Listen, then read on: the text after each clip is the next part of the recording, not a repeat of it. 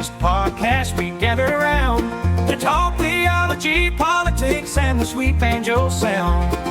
Kevin Thompson leads the way, teacher and preacher too. With a men's quartet, the harmonies ring true.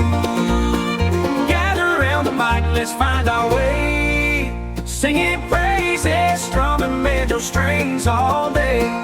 Amputated Baptist podcast, where we all belong. Join the harmony, let it carry us along.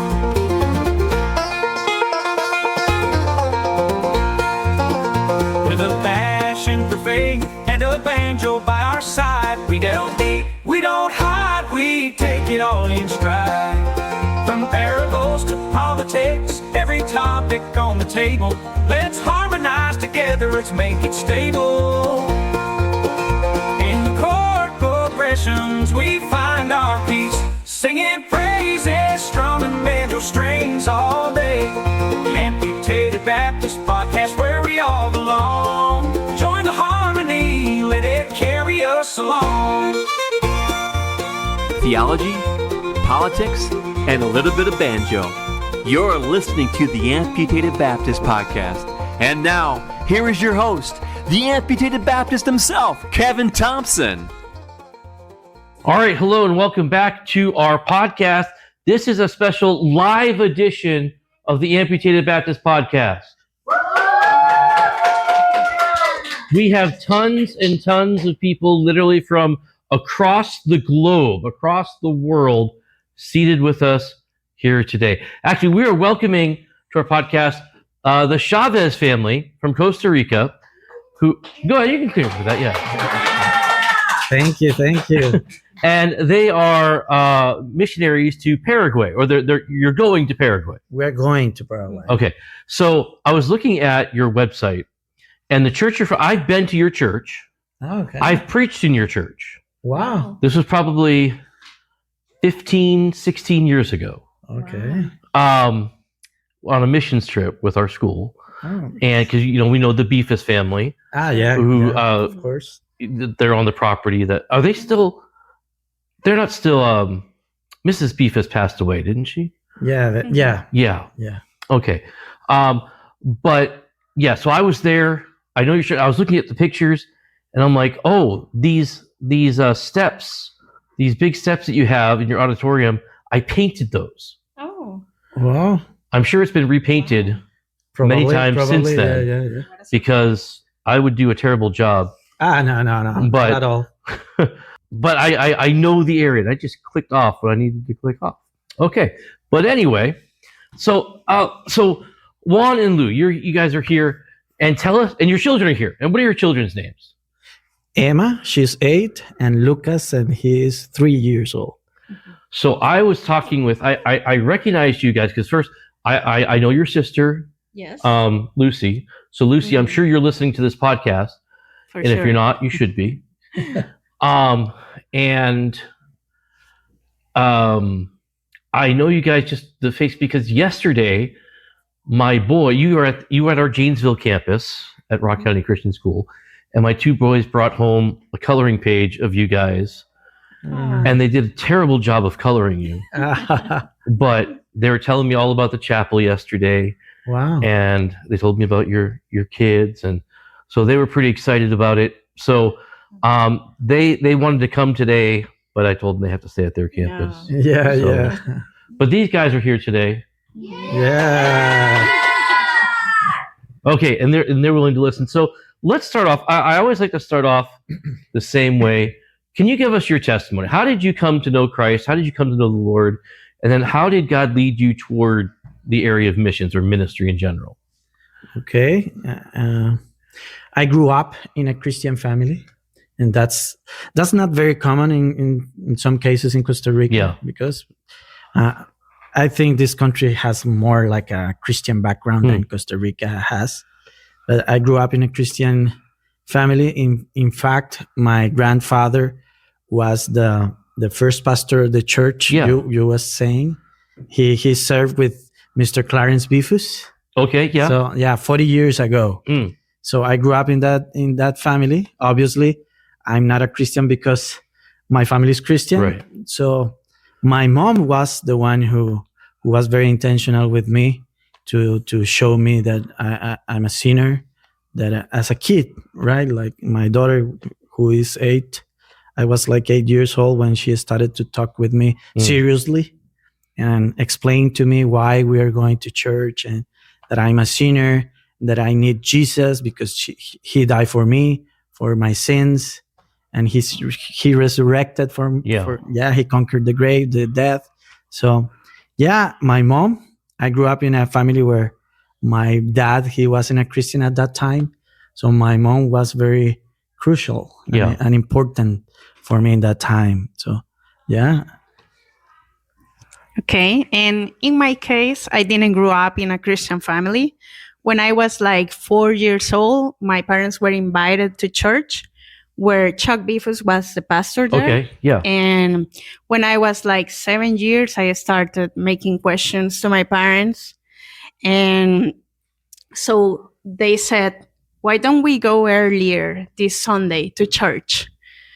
And so we went earlier that Sunday and we were at the pastor house with his wife and we made a prayer and I understand well about become a child of God. We make a prayer and I remember that day when we came back to home, my parents did a big lunch to celebrate that. Mm-hmm. Awesome.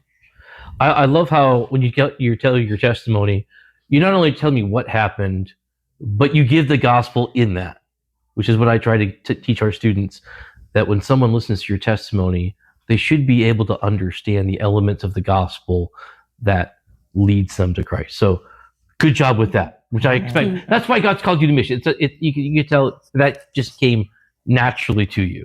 Yeah. So you were a youth pastor for a couple of years, and you taught in seminary. Yeah, it is not a official seminary in Costa Rica because we don't have like the infrastructure you have here. Right. But it is like a Bible institute in Costa Rica, and we studied there before, right? Right. I becoming a youth pastor studying there, and now I was teaching there back a few months back, right? Okay. Ago. In Costa Rica. So we were serving in youth ministry for more than 10 years. Like we are married for 11 years. So the whole time we were serving. So you were there the whole time? Youth leaders. Yeah. We started with the college students. And after that with the teenagers from 13 to 18 years old. So it is a very good stage of life to work with the students. So I work with teenagers every day, including these guys, and so I know that's a very difficult ministry. It is excited for me because you can see them grow and learning, and sometimes it could be a little bit crazy, right, but it is fun for sure. Yes, it is very fun, and we love that. And that's one of the ministries we want to serve in Paraguay as well. Okay, so tell us about that. How did God call you to that particular area? So you're serving as a youth minister there. You're teaching. You're all involved, and then all of a sudden, God is calling you somewhere else. So how did you feel that God was leading you to specifically Paraguay? Okay, that's a good story because when we got married 11 years ago, well, I need to go backwards because in that time when we were dating and we were studying at the Bible Institute in Costa Rica, there was a missionary, an American missionary. His name is Jeremy Clark. He was a missionary and he was a teacher in the Bible Institute. So he taught us and we learned Greek and another classes with him. And after a few years, he left Costa Rica and he was living here in Michigan. And he became the director of this missionary agency. Okay. Right. Grace Ministries International. When we got married, he called us. Hey, do you want to be a missionary in South America? at that time we got recently married, and we Yeah. were like a lot of doubts, and right. At that time, we said no. We were like just married, and since we were dating, I always felt that desire to be a missionary. Yeah. My wife Lou, she was like more like with doubts, right? And so we said, well, we are not ready. If both of us, we are one, in fact. Right. So we waited. We said no for in that moment. After a couple of years, my mom got very sick. She had a tumor in his head. So 2 years ago, she passed away. So we started to talk that topic again, to be missionaries, and we started to pray a lot, and we talked with some mentors in our lives and important people in our lives. Yeah. So we were ready at the time. I don't know if you want to add something. No. That's how it happens. Yeah. It sounded like Lucas wanted to add something to that. But Hey, Lucas, how you doing, Lucas? how are you? No, okay. Not ready for the spotlight yet. Yeah. All right, so tell us about what your ministry there, because for reading on your website, it's interesting because you're going to Paraguay, but in an area that's close to Argentina and Brazil as well, and so you can have really a multinational ministry just from one city. Yeah, it is a very strategic place. Yeah, for sure. We are gonna be in Paraguay, and the city is called Ciudad del Este. It is like it means city of East because it's the eastern city of the country. yeah. So in Ciudad del Este, it is next to Brazil Okay. and Argentina. You have 3 countries in the same area. So in you don't need a passport to cross between Paraguay and Brazil. You don't need a passport. So it is very easy to cross between each country. The only thing you need to know is a little bit of Portuguese. Okay, right. Yeah, Because because Brazil speaks Portuguese. In Brazil they speak Portuguese. So it is not difficult for us because Portuguese is very similar to Spanish. Right. You can learn it very, very fast for a native Spanish speaker. Yeah, it is easier to do that. And Argentina is very close too. So the idea for us, the organization we are part of, they have their own goals. Yeah.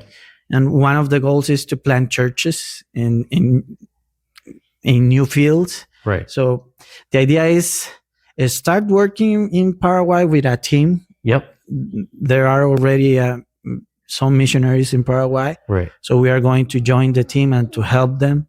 But after that, the idea is to plant a new church in a new country. Okay. Either Brazil or Argentina. Okay. It is a midterm goal. Right. Yeah.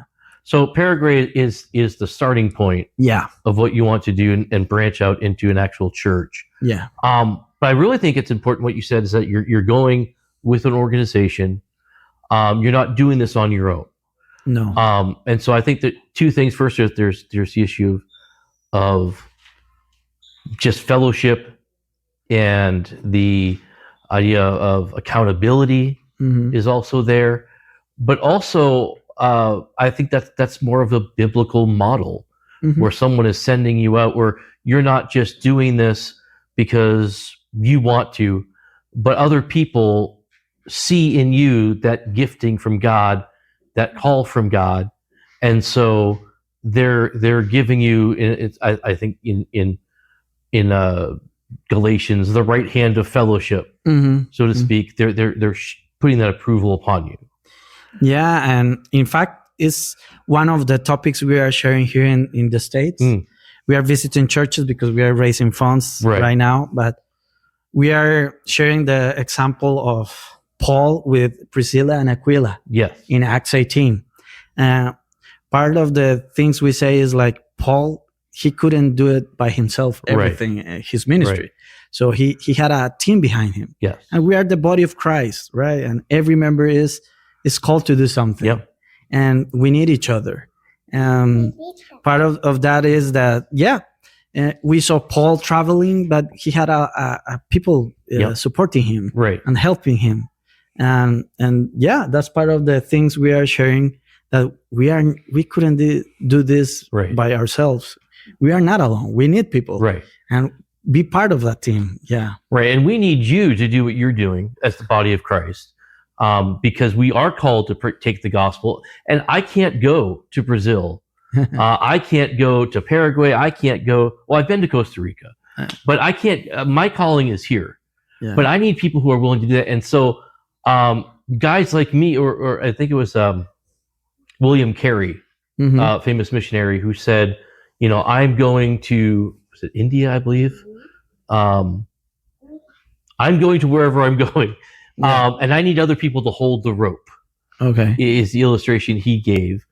And in other words, he, as strong as he was, as passionate as he was, he knew he needed other people. And as you're going around to other churches, I'm hoping you're getting support. I'm hoping you're getting financial support. Yeah. But you're also just building up a unity within the body of Christ, and you're building up that prayer support that you're going to need. And who knows, maybe as you're coming to one of these churches, you're going to see somebody or meet somebody, have an interaction with somebody who could be of a bigger help to your ministry. Yeah. So yeah, there's I'm sure it's difficult for you to go to all these different churches and meet irritating people like me asking all these different questions. How is it traveling? I mean, you've got 2 kids and you're going literally across the world, visiting churches. How, as a family, is that difficult to do? Because these guys don't realize, I mean, sometimes we don't realize how difficult it is to be a missionary, depending upon the generosity of other people. Yeah, it's quite a challenge for our lives. It is. We used to work, regular works in Costa Rica. I'm a graphic designer too. She was working with me. We had a small business in Costa Rica, and we just left our jobs. And MS8. She was studying in Costa Rica in a school like this. Right now we are doing homeschool with her in English, because our educational system is like from February to November. Oh, wow. So different from what we do. Yeah, being here in summer, we were going to stop her year, right? So we started homeschooling in February for her in English, because we were going to be here. So that's the first challenge. Her studying in another language and learning English and moving to another country. Here in the States, people is so friendly, so lovely with us. But the other thing is that we need to visit a new church every weekend. Yeah. And that's a challenge for us. We are, as you see, my English is not very good, but we need to share in English, knowing new people. Yeah. In every Sunday is like, we are going to this church. How will be this church, and meet new people. And sometimes you get nervous, you get anxious a little bit. And this is a step of faith in our lives. It really is, because now you don't control anything. You don't control your income for your family. Yeah. But we are trusting God. It is very exciting to be here. And some of the things you have concerns about is sometimes you think about the education for your kids in another country, the health system in other countries. So but we are trusting God. You speak to other people, you asking other missionaries. You have conversations with them to learn a little bit about those changes. But it's quite challenging. And what you said is very controversial, because your wife just walked out on you. Yeah. And childcare issues. Yeah. But all right. So I've got a friend who's a really good friend. We grew up together. He's a missionary in Australia now. Wow. And he had told me some of the stories when he was on deputation, Uh-huh. traveling. He said, you never knew what that next church was going to bring. And he told me some stories about churches giving him questionnaires Wow. they had to fill out. And some of them got quite personal. And he was like, nope, not going there. Or, he'd get a very theological, doctrinal interrogation about every little thing and making sure. And so I couldn't do that life. That would be difficult for me. Yeah, it is like you are exposed Right. to churches and to people, and yeah, it's total for me. I'm an introvert person. Yeah. I'm not like, I don't like to be in crowds and Right. a lot of people. But God is working as a missionary. I think God is working with me, with my wife, my kids. I'm the one who is learning first in this situation. Right. And I do believe that it is not, I don't know, when I was growing up, I thought that the missionary is the one who gives. Right. No, I'm the one who is receiving. Yes. Receiving blessings from God. I'm learning. And through these challenges, we are growing, we are getting mature in our lives. And going to churches, you will find a lot of things. Yeah. Some people ask a lot of questions, difficult questions, Right. personal questions. And you are like, I don't know, they want to see if you are a reliable person, because they are thinking if they can donate or give you money, right, for your ministry. So I understand that. They want to make sure if you're a reliable person. And Well, let me flip this around for a second. Because you've been to so many churches and you're trying to do this, I'm curious, what advice would you give to a church that is looking to take on a missionary? So let's just say you're going to, I don't know, whatever church of the Bible in whatever, and they say, hey, what can we do for you? What would be a good thing for churches to consider when they're housing or when they're inviting you to come? Oh, that's a really good question. I would say the first thing in a church is being friendly. Some churches, I don't know. I don't know if it is the American culture or not. But you can go to a church and, I don't know, maybe 100 people. The thing we see is like maybe 20 people is going to greet you and to meet you, and you feel like, oh, maybe I weird to them or right. So you can be more intentional to say hello, and it only requires a short smile, a smile, and because we are nervous sometimes in churches, and we don't feel like, oh, am I doing it right or well in this church? But some of the times people is very nice. Housing, it is okay. I think an advice or people that hosting us, or I don't know. As a missionary, you get used to anything, any situation you need to do. Okay, well, the big question is going to be then, are the Davalas treating you right? Or do I need to No, talk to him? They are fantastic. They're so great with us. And we met them like 16 years ago. So, in Costa Rica. Right. Yeah. Right. He's been there many times. Yeah. And he's a good guy. But if he doesn't treat you right, let me know. And I can... I will let you know. I can talk to him. Yeah. But I want to add something. Yeah. Something really good about being in houses that we really enjoyed is that we saw your culture more closely. Like we saw the way that you behave in your houses. We love the way that you cooked comfort food in houses. Yeah. So we also spending good conversations at a table. And that's what we really appreciate the most, because that's all that you can take and take that in your mind as a reminder or as a souvenir, all those conversations that you have with those people. And every time that we visited a house, we don't want to leave. because Yeah. we are spending good times with Right. them, but we have to.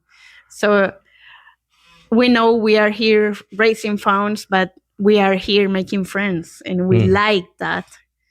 But it's more than an experience of life. It's something that we are going to remember. Yeah. So, while you've been here, how long have you been in the United States? Since July 4th. Since July 4th. You've been here for a while. Yeah. So I have to ask the most important question. You ready for this? The most important question. Since you've been here, Okay. have you eaten at a Chick-fil-A? Yeah. Sure. Okay, good. Yeah. Good. Yeah. And we love it. Okay. Chick-fil-A, if you're listening, that was free advertising, and we'd love for you to, sponsor this podcast. There you go. So yeah, because if you haven't been to a Chick-fil-A, you absolutely have to. But good. And then, so I mean, we're running out of time here. Let us know, how can we be praying for you as you're still on deputation, you're on your way. How can our audience be praying for you better?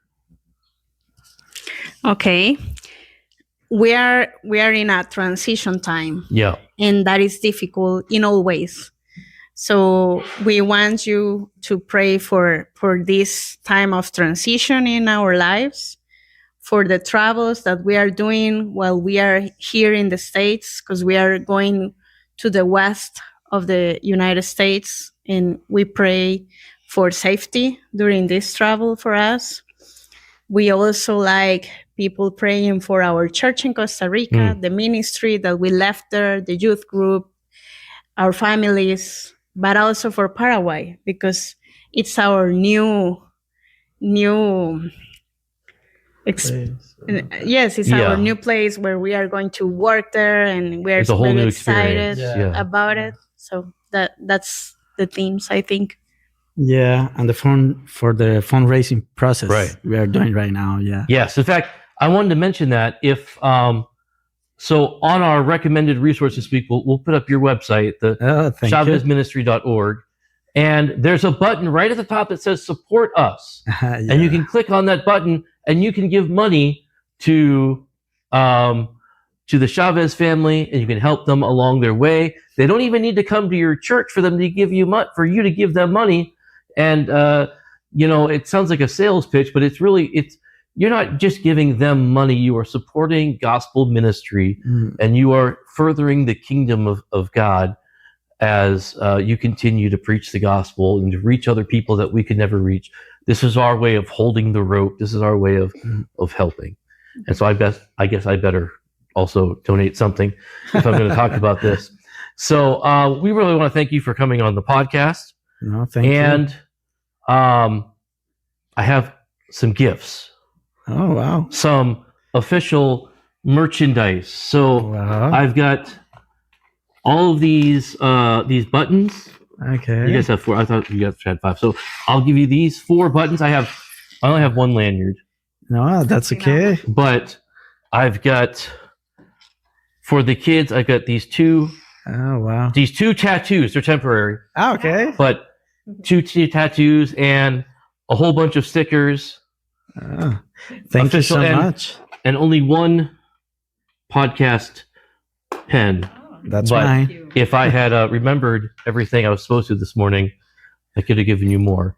But that's your way of supporting this podcast. So as you go to every single church you go to now, I want you to wear this lanyard, wear the buttons, have the sticker maybe on your forehead or something. Yeah, I will do it. And that, or maybe not. But it was a pleasure having you guys on this podcast. And so you can learn more about the Chaves family by just going on the chavesministry.org. And I'll have that in our notes. And you're also on social media. Yeah. You're on Facebook. You're on Instagram. You guys are on Instagram's a young kid thing, isn't it? No. Okay, I don't know. I'm old. Not for us. We're only 6th graders. Oh, that's right. You can't even be on Instagram yet. God's plan. Okay. Yeah, stay off social media, people. Unless you're checking out the Chaves ministry, then you can Yeah. talk to your parents about getting on there. And then, of course, talk to your parents about going on amputedbaptist.com and checking us out on Facebook and on Instagram and on X and on TikTok Wow. and on YouTube. The vast majority, we're on Spotify, Amazon Music, Apple, everything. Wow. So, and you can join the 5 other people that listen to this podcast. All right. Well, anyway, so we're going to close there. So make sure to check out those sites, and we'll see you back next week. Yeah. Thank you. Singing praises, strumming banjo strings all day. Amputated Baptist Podcast, where we all belong. Join the harmony, let it carry us along.